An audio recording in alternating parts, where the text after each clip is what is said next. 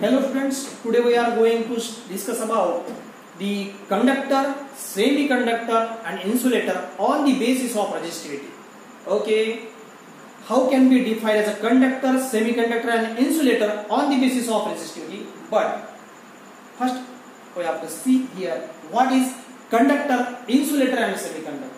सुरुवातीला आपण पाहणार आहोत की कंडक्टर, इन्सुलेटर आणि सेमीकंडक्टर काय आहे आणि नंतर पाहणार आहोत आपण की on the basis of resistivity how can be define as a conductor, insulator आणि सेमीकंडक्टर. ओके, नाउ तर सुरुवातीला आपण जाणून घेऊ की कंडक्टर काय आहे, सेमीकंडक्टर काय आहे आणि इन्सुलेटर काय आहे. ज्या वेळेला आपण चॅप्टर चालू केला होता, जेव्हा आपण चॅप्टर चालू केला होता त्यावेळेला मी तुम्हाला सांगितलं होतं की आपल्या अवतीभोवती ज्या काही वस्तू असतील, जे काही लिक्विड असेल, जे काही असेल ते सर्व ॲटम पासून बनलेलं आहे. म्हणजे आपल्या अवतीभोवती असलेलं प्रत्येक मटेरियल हे ॲटम पासून बनलेलं आहे. खूप सारे ॲटम, नंबर ऑफ ॲटम पासून बनलेलं आहे.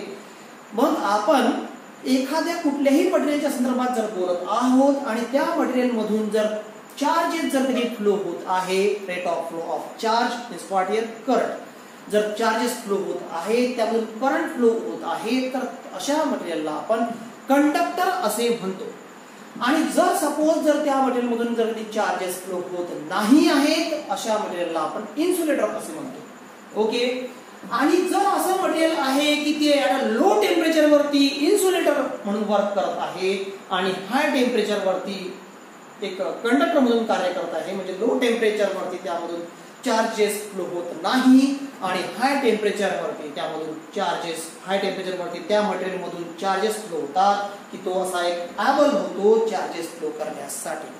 ओके, तर अशा मटेरियलला आपण कंडक्टर म्हणतो. ठीक आहे, तर मग बघा की कंडक्टर मध्ये असं काय घडते की ज्यामधून चार्जेस फ्लो होतात. तर यासाठी आपण एखादं एक्झाम्पल ते घेऊया, सोडियम. ओके, सेमीकंडक्टर मध्ये एक्झाम्पल घेऊ शकतो आपण सिलिकॉन, जर्मेनियम, आणि इन्सुलेटर मध्ये एखादं एक्झाम्पल आपण घेऊया फ्लोरीन.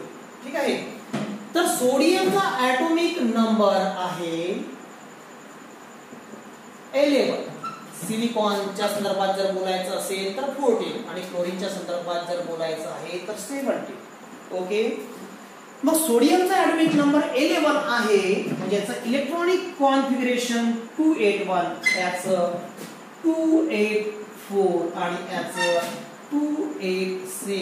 लक्षात घ्या मी काय सांगत आहे. इथे आपल्याला काय पाहायचं आहे की मटेरियल मधून करंट फ्लो होतो, चार्जेस फ्लो होतात. ओके, इलेक्ट्रॉन फ्लो होतात, म्हणजे आपण अशा मटेरियलला कंडक्टर असे म्हणतो. परंतु त्या मटेरियल मधून चार्जेस फ्लो होतात, याच्या मागे काय कारण असलं पाहिजे, किंवा एखाद्या मटेरियल मधून चार्जेस फ्लो होत नाही त्यामागे काय कारण असलं पाहिजे. आणि एखाद्या मटेरियल मध्ये ऍट अ रूम टेम्परेचर किंवा लो टेम्परेचर वरती चार्जेस फ्लो होत नाही, परंतु हाय टेम्परेचर वरती त्या मटेरियल मधून चार्जेस फ्लो होतात, म्हणजे त्याची कंडक्टिव्हिटी जी आहे कंडक्टर आणि इन्सुलेटरच्या मध्ये आहे. Conductivity is lies between conductor and insulator. Now that material is called as semiconductor. असं मटेरियलला आपण सेमीकंडक्टर असे म्हणतो. ओके, तर मग आपण ज्या एखाद्या मटेरियलच्या संदर्भात बोलत आहोत, सपोज आपण या ठिकाणी सोडियमच्या संदर्भात बोलत आहोत, तर त्याचं इलेक्ट्रॉनिक कॉन्फिगरेशन 281 आहे. तर या ठिकाणी काय घडते की याच्या आउटर मोस्ट ऑर्बिट मध्ये एक इलेक्ट्रॉन आहे. ओके, एका ॲटमच्या संदर्भात आपण बोललो. जसं उदाहरण मी तुम्हाला सांगतो आहे, एक आपण या ठिकाणी मेटल घेऊया. हे आपल्याकडे एक मेटल आहे. जर आपण, माझ्याकडे एक वायर आहे, बघा असं कन्सिडर करा की या वायर मध्ये करंट आहे. ओके, आणि माझ्याकडे एक हा मेटल, एक मेटलची स्केल आहे ही. ठीक आहे ना, एक कन्सिडर करा की मेटॅलिक रॉड असेल किंवा मेटलची स्केल आहे. तर या वायर मध्ये सपोज करंट आहे आणि हा वायर जर मी या मेटॅलिक स्केलला जर लावत आहो, म्हणजे यामध्ये करंट येणार, यामध्ये इलेक्ट्रॉन फ्लो होतील, यामध्ये इलेक्ट्रॉन फ्लो होतील. इलेक्ट्रॉन ऍक्च्युअली वायर मधून आलेले आहेत आणि हा जो मेटल रॉड आहे, मेटल आहे, यामधून इलेक्ट्रॉन फ्लो होतील. मग आपण, मी जर सपोज याला हात लावला तर नक्कीच मला करंट लागेल. ओके, मग यामध्ये जे इलेक्ट्रॉन फ्लो होत आहे यामागचं कारण आपल्याला बघायचं आहे. बघा, तर यामधला एक ऍटम आपण जर बाहेर काढला तर एका ऍटमच्या संदर्भात जर आपण बोलत आहोत तर त्या ऍटमचं इलेक्ट्रॉनिक कॉन्फिगरेशन 281 होत आहे. त्याच्याकडे एक न्यूक्लियस आहे आणि त्याच्या आउटर मोस्ट ऑर्बिट मध्ये एकच इलेक्ट्रॉन आहे. हे बघा, हे फर्स्ट ऑर्बिट, हे सेकंड ऑर्बिट आणि हे आउटर मोस्ट ऑर्बिट. त्याच्या आउटर मोस्ट ऑर्बिट मध्ये एकच इलेक्ट्रॉन आहे. मग या प्रत्येक ऍटमला स्वतःला स्टेबल व्हायचं असते. प्रत्येक ऍटमला स्वतःला स्टेबल ऑर्बिट मध्ये यायचं असते. स्टेबल ऑर्बिट साठी त्याचं इलेक्ट्रॉनिक कॉन्फिगरेशन एकतर 2 असायला पाहिजे, एकतर 2-8 असायला पाहिजे, एकतर 2-8-8 असायला पाहिजे एसेट्रा. ओके, म्हणजेच ज्या वेळेला 2 असेल त्यावेळेला आपण असं म्हणू की तो ऍटम एक स्टेबल होत आहे, किंवा ज्याच्या आउटर मोस्ट ऑर्बिटमध्ये 8 इलेक्ट्रॉन आहे असं इलेक्ट्रॉनिक कॉन्फिगरेशन ज्याचं बनेल म्हणजे याचा अर्थ असा आपण म्हणू की तो ऍटम स्टेबल मध्ये आलेला आहे. किंवा 2-8-8 असेल तर आपण इथे सुद्धा म्हणू की तो ऍटम जो आहे तो स्टेबल मध्ये आलेला आहे. ओके, तर बघा, मग या ठिकाणी तर 281 आहे. मग याला स्टेबल मध्ये येण्यासाठी नक्कीच 7 इलेक्ट्रॉन गेन करावे लागेल. आणि 7 इलेक्ट्रॉन जर याने गेन केले तर नक्कीच या ठिकाणी 8 होईल, 288 होईल आणि मग तो स्टेबल मध्ये येईल. परंतु या सोडियमला 7 इलेक्ट्रॉन घेणे कठीण आहे. एवढे सर्व इलेक्ट्रॉन्स घेतल्यापेक्षा तो नक्कीच 1 इलेक्ट्रॉन डोनेट करेल. मग 1 इलेक्ट्रॉन डोनेट करण्याची ताकद या सोडियम जवळ असलेल्या ऍटम जवळ आहे. म्हणजे जर सपोज आपण या मेटलच्या संदर्भात बोलत आहोत तर या मेटलचा एका ऍटम मध्ये अशी क्षमता आहे, ॲबिलिटी आहे इलेक्ट्रॉन डोनेट करण्याची. मग हा मेटल रॉड कितीतरी ऍटम पासून बनलेला आहे. मग प्रत्येक ऍटम जवळ इलेक्ट्रॉन डोनेट करण्याची ॲबिलिटी आहे, क्षमता आहे. मग याचा अर्थ असा होतो आहे की डोनेट करण्याची ॲबिलिटी प्रत्येक ऍटम जवळ आहे. म्हणजे या मेटल मध्ये इलेक्ट्रॉन सर्व फ्री आहे. फक्त याला करंटची, एक्सटर्नल इलेक्ट्रॉनची गरज आहे. जसा हा मी वायर, जर इलेक्ट्रिक करंट यामध्ये आहे, करंट यामध्ये आहे. ओके, आणि जर हा वायर जर मी याला टच करतो आहे तर काय होणार आहे की यामध्ये फ्री इलेक्ट्रॉन्स असल्यामुळे ते मूव्ह होतील आणि आपल्याला करंट लागेल. ओके, कळत आहे तुम्हाला? तर यामध्ये काय होईल, आपल्याला करंट लागेल. परंतु जर आपण या ठिकाणी जर सिलिकॉन किंवा जर्मेनियम, बरं आपण पहिले आधी इन्सुलेटर बघू जेणेकरून तुम्हाला कंडक्टर नंतर इन्सुलेटर डायरेक्ट समजेल. तर इन्सुलेटरच्या संदर्भात जर आपण बोलत आहोत, जर आपण या ठिकाणी क्लोरीनच्या संदर्भात बोलत आहोत, आपण जर एखादं मी या ठिकाणी बघा एक क्लोरीन घेतलेला आहे, यामध्ये क्लोरीन आहे असं कन्सिडर करा.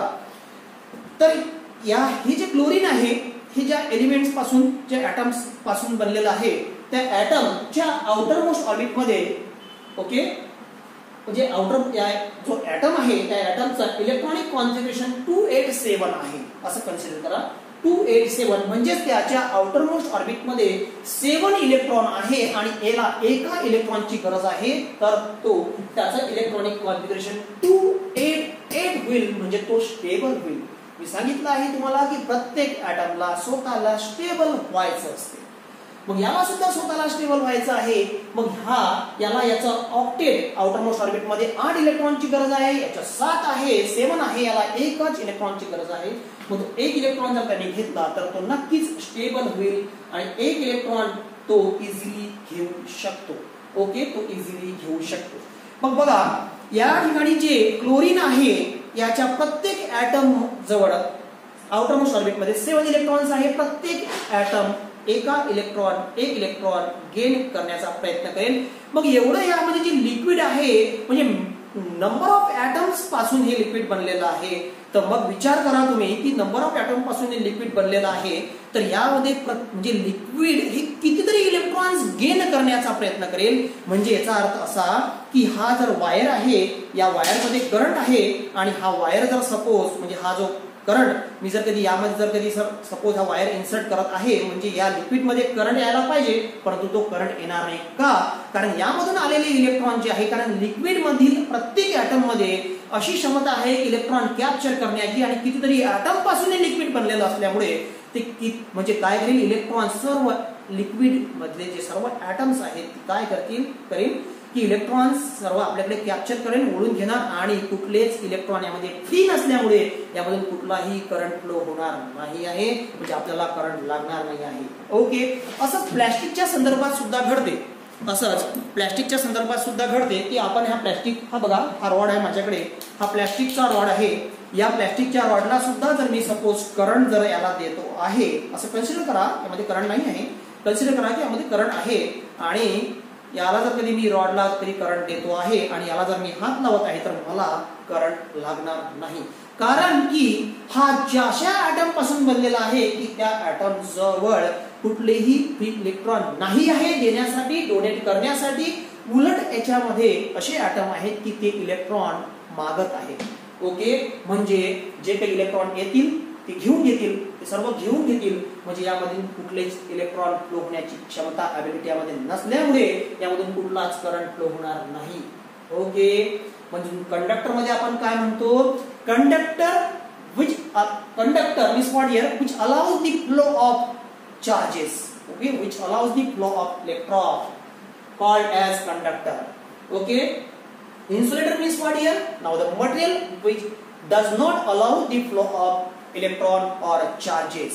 Okay, हा जो मटेरियल आहे हा इलेक्ट्रॉनला चार्जेसला फ्लो होण्यासाठी अलाउ करत नाही किंवा याच्याकडे कुठल्या प्रकारचे फ्री इलेक्ट्रॉन नाही आहे. Okay, it doesn't have any free electron. The material which does not have any free electron, now that material is called as insulator, but the material having the large number of free electron, now that material is called as conductor. असं मटेरियलला आपण conductor म्हणतो किंवा which allows the flow of electron, flow of charges, now that material is called as conductor. Okay, परंतु जर आपण इन्सुलेटरच्या सेमीकंडक्टरच्या संदर्भात आपण बोलत आहोत तर सेमीकंडक्टरच्या संदर्भात आपण या ठिकाणी जर्मेनियम आणि सिलिकॉन हे एक्झाम्पल घेत आहोत. या ठिकाणी आपल्याकडे एक असं कन्सिडर करा की एक सिलिकॉन मटेरियल माझ्याकडे आहे, हे मटेरियल सिलिकॉनचं आहे असं कन्सिडर करा. तर हे जे मटेरियल आहे सिलिकॉनचं, हे ज्या ॲटम पासून बनलेलं आहे, त्या ॲटम जो ॲटम पासून बनलेला आहे त्या ॲटम इलेक्ट्रॉनिक कॉन्फिगरेशन 284 असं होते, त्याचा ॲटॉमिक नंबर 14 आहे. ओके, म्हणजे याचा अर्थ असा होत आहे की त्याच्या आउटर मोस्ट ऑर्बिट मध्ये 4 इलेक्ट्रॉन आहे. त्याच्या आउटर मोस्ट ऑर्बिट मध्ये किती इलेक्ट्रॉन आहे? 4 इलेक्ट्रॉन आहे. मग त्याच्या आउटर मोस्ट ऑर्बिट मध्ये 4 इलेक्ट्रॉन आहे म्हणजे तुम्हाला मी आधी सांगितलेलं आहे की त्याच्यामध्ये त्याला स्वतःला स्टेबल करायचं असते, स्टेबल ऑर्बिट मध्ये यायचं असते, स्टेबल मध्ये यायचं आहे. मग तो काय करेल, एक तर 4 इलेक्ट्रॉन देण्याची क्षमता त्याला ठेवावं लागेल किंवा 4 इलेक्ट्रॉन घेण्याची, एक तर तो गेन करेल किंवा एक तर तो डोनेट करेल. ओके, मग हा जर देत असेल, जर डोनेट करत असेल म्हणजे 4 इलेक्ट्रॉन फ्री झाले असाचा अर्थ होतो. ओके, जर डोनेट करत आहे म्हणजे कंडक्टर आणि गेन करत आहे म्हणजे इन्सुलेटर. म्हणजे गेन करण्याची प्रॉपर्टी इन्सुलेटर मध्ये आणि डोनेट करण्याची प्रॉपर्टी हे कंडक्टर मध्ये. परंतु हे घडते केव्हा, जर लो टेम्परेचर वरती जर आपण या सिलिकॉनचा विचार करतो आहे किंवा लो टेम्परेचर वरती, ऍट अ लो टेम्परेचर वरती हा इन्सुलेटर असतो, परंतु हाय टेम्परेचर वरती हा कंडक्टर असतो. हाय टेम्परेचर वरती काय असणार आहे? कंडक्टर आहे, हा कंडक्टर असणार आहे.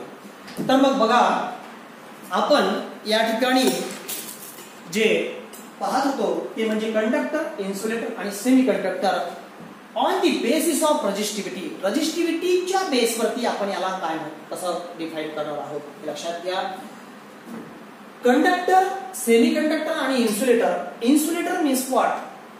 The material which does not allow the flow of charges. The material which does not allow the flow of charges and the material which allow the flow of charges of electron called as conductor. म्हणजे याची resistivity काय असणार आहे? Electron flow होण्याची. म्हणजे एखादं material, आपण जे हे मटेरियल पाहिलं होतं, यामधून इलेक्ट्रॉन जे फ्लो होत आहे, हे इलेक्ट्रॉन फ्लो होत असताना याला कुठल्या प्रकारचा विरोध होतो आहे का? यामधून इलेक्ट्रॉन इझिली फ्लो होत आहे, यामधून इलेक्ट्रॉन इझिली फ्लो होत आहे, चार्जेस इझिली फ्लो होत आहे, याला कुठल्याच प्रकारचा विरोध होत नाही. रेजिस्टन्स त्या ठिकाणी कमी आहे, खूप कमी आहे. म्हणून आपण असं म्हणू शकतो की कंडक्टर मध्ये रेजिस्टन्स हे खूप लो आहे. ओके, परंतु इन्सुलेटर मध्ये रेजिस्टन्स हे खूप हाय आहे. कसा आहे? जास्त आहे. परंतु सेमीकंडक्टर मध्ये रेजिस्टन्स जे आहे, रेजिस्टिव्हिटी जी आहे ती दोघांच्या मध्ये आहे. ओके, आपण काय म्हणणार आहोत? The material which allows the flow of charge called as conductor and the material which do not allows the flow of charge called as insulator. Okay, and whose conductivity lies between the conductor and insulator called as a semiconductor. Called as semiconductor. आपण याला semiconductor म्हणणार आहोत. Conductor तुमच्या लक्षात आलेला आहे की जो चार्जला, इलेक्ट्रॉनला फ्लो होण्यासाठी अलाउ करतो असं मटेरियल म्हणजे कंडक्टर, आणि जो चार्जला, इलेक्ट्रॉनला त्यामधून फ्लो होण्यासाठी अलाउ करत नाही असं मटेरियल म्हणजे इन्सुलेटर. आणि हा का अलाउ करत नाही? कारण याकडे फ्री इलेक्ट्रॉन नसतातच. ओके, आलेले इलेक्ट्रॉन तो गेन करतो आणि याकडे फ्री इलेक्ट्रॉन असतात आणि त्यामुळे यामधून इझिली इलेक्ट्रॉन फ्लो होतात. म्हणून याला अशा मटेरियल मधून करंट फ्लो होतो, तो कंडक्टर झाला. आणि सेमीकंडक्टर पण तुम्हाला सांगितलेलं आहे. पण आपण या ठिकाणी जे पाहत आहोत, define the conductor, insulator, semiconductor on the basis of resistivity. रेजिस्टिव्हिटीच्या संदर्भात आपण बोलत आहोत या ठिकाणी. तर आपण कंडक्टरला रेजिस्टिव्हिटीच्या बेसवरती कसं डिफाइन करणार आहोत हे लक्षात घ्या. रेजिस्टिव्हिटी म्हणजे काय कन्सेप्ट सांगितला मी तुम्हाला, की करंट जर कधी फ्लो होत आहे, जर यामधून जर कधी करंट फ्लो होत आहे, करंट फ्लो होत असताना याला कुठल्याही प्रकारचा अडथळा निर्माण होत नाही. या कंडक्टर मधून इझिली करंट फ्लो होतो, याला कुठल्या प्रकारचा अडथळा, विरोध तयार होत नाही. म्हणजे याची रेजिस्टिव्हिटी एकदम लो आहे, निग्लिजिबल आहे. ओके, काय म्हणणार आहात मग? दी material whose resistivity is negligible or low. The material whose resistivity is negligible or low called as conductor. याला conductor on the basis of resistivity. या कंडक्टरला आपण कसं डिफाइन केलं? On the basis of resistivity. Okay, आणि इन्सुलेटरला कसं define करणार आहात तुम्ही? How can be define as insulator on the basis of insulator on the basis of resistivity. Okay, कसं डिफाइन करणार आहात तुम्ही याला? The material whose resistivity is very high. Okay, the material whose resistivity is very high. Now that material is called as insulator. Is called as insulator. What about the semiconductor? The material whose resistivity is lies between conductor and insulator. Resistivity च्या संदर्भात आपण इथे बोलत होतो.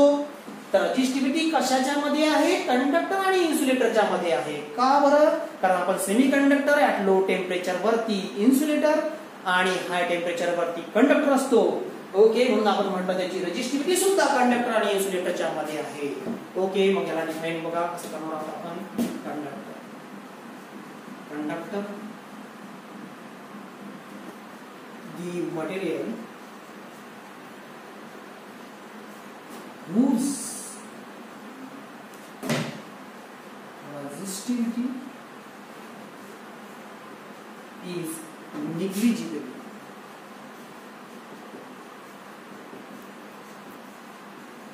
Small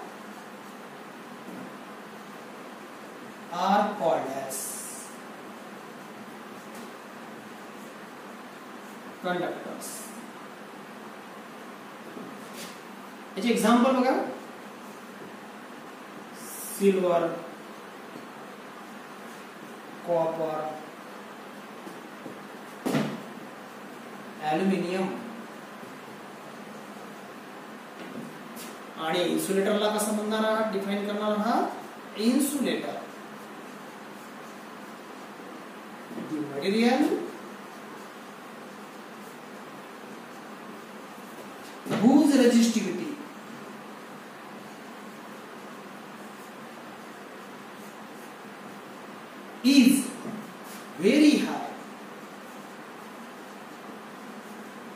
is very high, are called as insulator. For example, glass,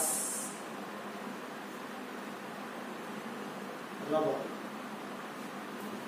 बघा semi कंडक्टरच्या संदर्भात, semi conductor इथे बघा,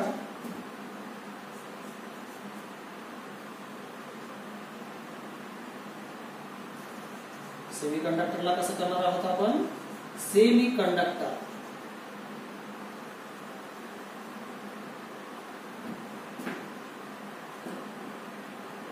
the material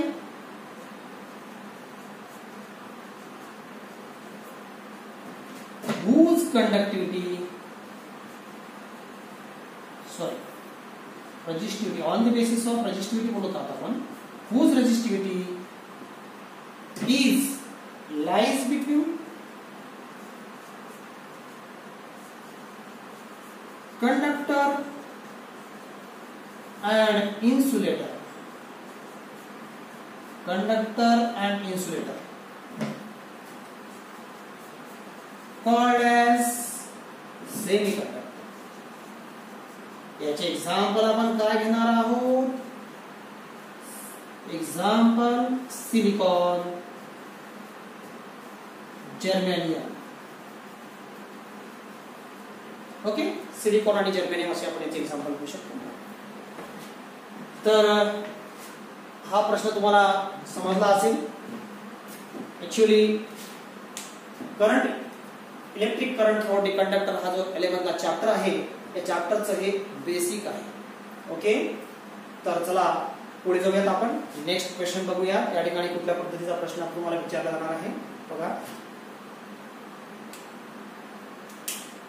Our next question is explain the concept of specific resistance and define the specific resistance. Okay, and give its assignment. Specific resistance काय आहे, त्याचं assignment काय आहे, तो कन्सेप्ट काय आहे, आपण हे समजून घेऊया. बघा, आपल्याकडे एक कंडक्टर आहे. ओके, हा एक कंडक्टर आहे, कन्सिडर करा हा कंडक्टर आहे. तर या कंडक्टरचं रेजिस्टन्स, या कंडक्टरचं रेजिस्टन्स हे या कंडक्टरच्या लेंथच्या डायरेक्टली प्रोपोर्शनल असेल. लक्षात घ्या, एक स्पेसिफिक रेजिस्टन्स आपल्याला, या कंडक्टरचा स्पेसिफिक रेजिस्टन्स आपल्याला पाहिजे आहे. Specific resistance means what here, it is also called as resistivity. Okay, it is also called as resistivity, आपण त्याला रेजिस्टिव्हिटी पण म्हणू शकतो. तर मग या कंडक्टरची रेजिस्टिव्हिटी म्हणजे काय, लक्षात घ्या की या कंडक्टरचं रेजिस्टन्स, या कंडक्टरचं रेजिस्टन्स हे या कंडक्टरच्या लेंथच्या डायरेक्टली प्रोपोर्शनल असेल आणि या कंडक्टरच्या एरियाच्या इनव्हर्सली प्रोपोर्शनल असेल. मग आपण काय म्हणू शकतो, आपण या ठिकाणी बघा, the resistance of conductor, resistance of conductor, resistance of conductor R is directly proportional to, directly proportional to, directly proportional to length of conductor, या कंडक्टरच्या लेंथच्या डायरेक्टली प्रोपोर्शनल असेल. The resistance of conductor is directly proportional to length of conductor, या कंडक्टरच्या लेंथच्या directly proportional. परंतु resistance of conductor is inversely proportional to area of conductor, is inversely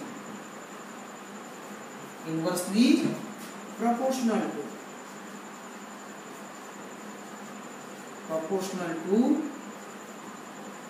area of conductor किंवा area of cross section, area of cross section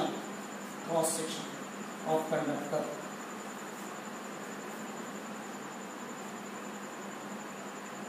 Okay, R is inversely proportional to area of cross sectional, the cross sectional area of cross section area of conductor. Okay, मग या ठिकाणी आपण काय म्हणू शकतो, म्हणजेच काय होईल, resistance of conductor is directly proportional to length and inversely proportional to area of cross section. Proportionality constant here we have to take rho, okay, into L by A. He G proportionality constant आहे rho, तीच proportionality constant rho म्हणजेच काय म्हणतो आहे आपण याला? Specific resistance किंवा resistivity. Rho means what? Resistivity और किंवा specific resistance. Already also called as specific resistance. Therefore, rho it can be written as RA by L. Okay, rho means what here? Specific resistance or resistivity. The specific resistance or resistivity मग specific resistance और रेजिस्टिव्हिटीला आपण कसं define करणार आहोत? आपल्याला विचारलेलं आहे define the specific resistance. याला आपल्याला डिफाइन करायचं आहे. मग ही झाली स्पेसिफिक रेजिस्टन्स किंवा रेजिस्टिव्हिटी. याला आपण कसं डिफाइन करणार आहोत स्पेसिफिक रेजिस्टन्स और रेजिस्टिव्हिटीला? Rho is equal to RA by L. Okay, तर बघा याला डिफाइन करत असताना आपण या ठिकाणी एरिया जो आहे म्हणजे एरिया जो आहे हा 1 घेतो आहे. L इज इक्वल टू 1 घेतो आहे म्हणजे युनिट एरिया युनिट लेंथ आपण ज्यावेळेला घेतो त्यावेळेला आपल्याला काय मिळेल? Rho is equal to R. काय मिळेल? Rho is equal to R. आता रो जो दिसतो आहे म्हणजे हा स्पेसिफिक रेजिस्टन्स किंवा रेजिस्टिव्हिटी आणि हा R म्हणजे रेजिस्टन्स. मग स्पेसिफिक रेजिस्टन्स अथवा रेजिस्टिव्हिटी हा रेजिस्टन्सच आहे. पण केव्हा? ज्यावेळेला एरिया हा 1 असेल, लेंथ हे 1 असेल म्हणजे युनिट एरिया युनिट लेंथ असेल त्यावेळेला स्पेसिफिक रेजिस्टन्स हा रेजिस्टन्सच आहे. म्हणजे आपण याला how can be define as a specific resistance? Is specific resistance of material of conductor is defined as the resistance of that conductor having the unit length and unit area of cross section. Okay, लक्षात घ्या. The specific resistance of material of conductor is defined as the resistance of that conductor having the unit length and unit area of cross section. Okay, म्हणजे specific resistance आपण कसं define करणार आहोत? Specific resistance of material of conductor एखाद्या मटेरियलचा resistance जे specific resistance आहे ते रेजिस्टन्सच आहे. स्पेसिफिक रेजिस्टन्स म्हणजे एक रेजिस्टन्सच आहे, परंतु त्या कंडक्टरचा लेंथ आणि त्याचा एरिया हे युनिट असलं पाहिजे तरच आपण त्या स्पेसिफिक रेजिस्टन्सला रेजिस्टन्स असे म्हणू. ओके, बघा नंतर घेणार आहोत आपण एक याच्यामध्ये विचारलेलं आहे तुम्हाला SI unit of specific resistance और रेजिस्टिव्हिटी. SI युनिट आपण पाहणार आहोत. त्याचं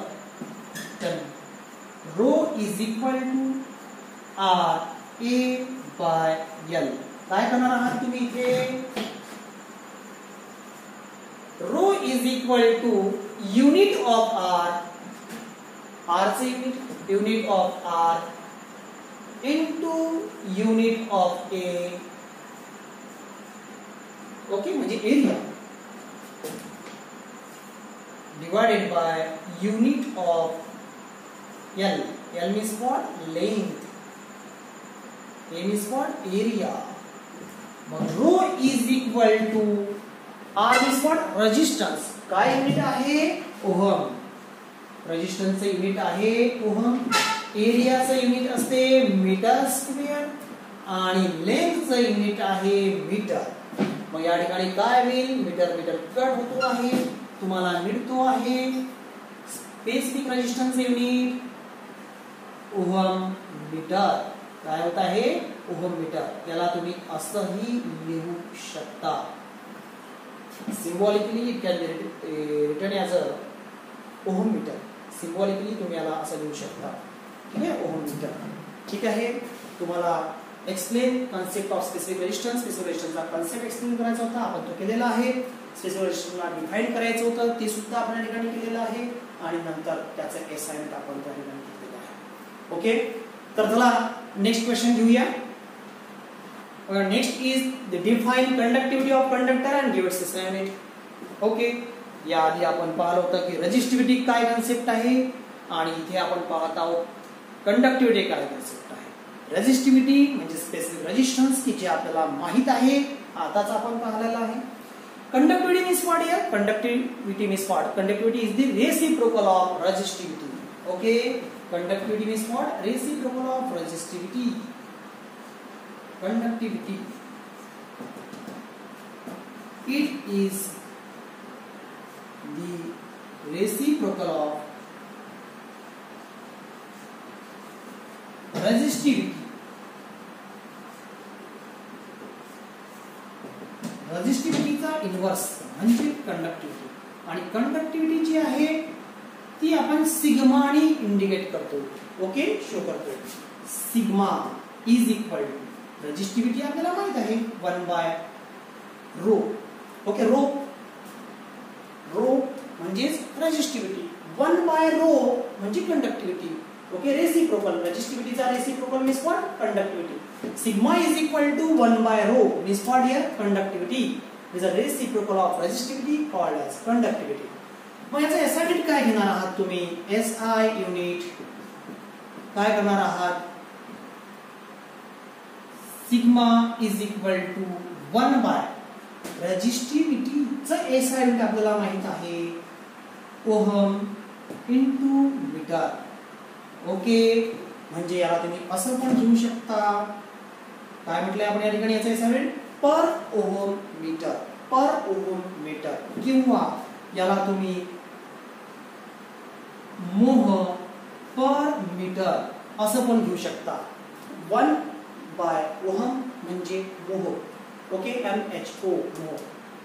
ठीक आहे ना? मोह पर मीटर, मीटर खालीच आहे. ठीक आहे ना? असं पण याला तुम्ही घेऊ शकता, किंवा ohm into metre the power -1 असं पण तुम्ही या ठिकाणी म्हणू शकता. हे याचा SI युनिट आहे. याला आपण डिफाइन केलेलं आहे. Is a reciprocal of resistivity, आणि आपण याचा SI युनिट घेतलेला आहे. ठीक आहे, तर तुम्हाला असं लिहावं लागेल. चला, तर ठीक आहे, आपण या ठिकाणी थांबू.